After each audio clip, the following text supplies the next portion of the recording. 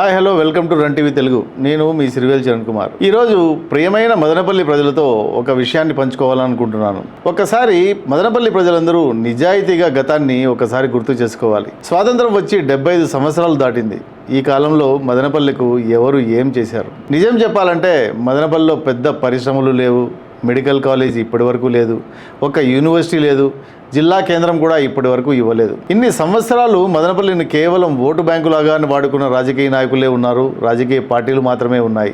జిల్లా కేంద్రం యాక్చువల్లీ చెప్పాలంటే ఎప్పుడో రావాల్సింది. భౌగోళికంగా, జనాభా పరంగా, విద్య వాణిజ్య కేంద్రంగా మదనపల్లి చాలా ఏళ్ల క్రితమే జిల్లా కేంద్రంగా మారాల్సింది. కానీ ప్రశ్న ఒకటే, అప్పటి ప్రభుత్వాలు ఎందుకు పట్టించుకోలేదు? అప్పటి రాజకీయ నాయకులు ఎందుకు పోరాడలేదు? సమాధానం స్పష్టం. మదనపల్లికు తీవ్ర అన్యాయం జరిగింది. మునుపటి ప్రభుత్వాలు ఎప్పుడూ ఎవరికి న్యాయం అయితే చేయలేదు. జిల్లా కేంద్రం అవకాశం వచ్చినా పట్టించుకోలేదు. మదనపల్లిను పక్కన పెట్టి రాజకీయ సమీకరణలు చేశారు. ప్రజల ఆకాంక్షను విస్మరించారు. ఇది ప్రజాభిప్రాయం కాదు, చరిత్రలో నమోదైన ఒక వాస్తవం. కూటమి ప్రభుత్వం చేసిన మంచి పని ఈ రోజు కూటమి ప్రభుత్వం అధికారంలోకి రాగానే మదనపల్లిను జిల్లా కేంద్రంగా ప్రకటించింది. ఇది ఎన్నికల హామీ కాదు, ఇది ఆలస్యంగా జరిగిన మదనపల్లికి న్యాయం. మదనపల్లి ప్రజలు ఎన్నాళ్ల నుంచో కోరుకుంటున్న గుర్తింపు ఇప్పుడు అభ్యంతరాలు చేయడం ఎంతవరకు న్యాయం? ఇక్కడే అసలు ప్రశ్న.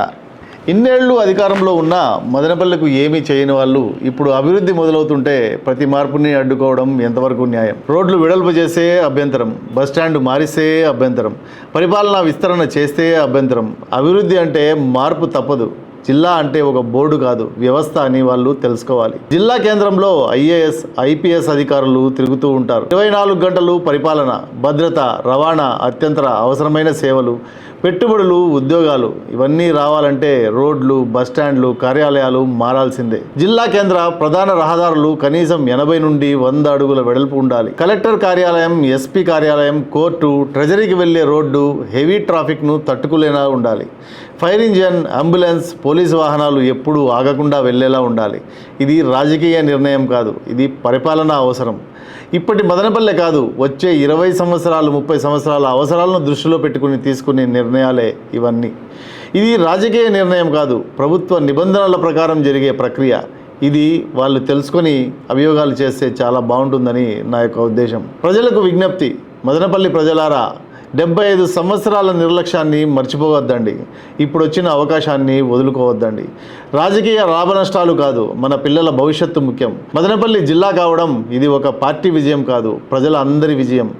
అన్ని సంవత్సరాలు ఏమీ చేయని వాళ్ళు ఇప్పుడు అభివృద్ధిని అడ్డుకోవడం న్యాయమా? కాదు, నైతికమూ కాదు. కూటమి ప్రభుత్వం తీసుకున్న ఈ నిర్ణయం మదనపల్లి చరిత్రలో ఒక మైలురాయి. అభివృద్ధికి కలిసి నిలబడదాం, మదనపల్లికి నిజమైన జిల్లా కేంద్రంగా మార్చుకుందాం. జై హింద్.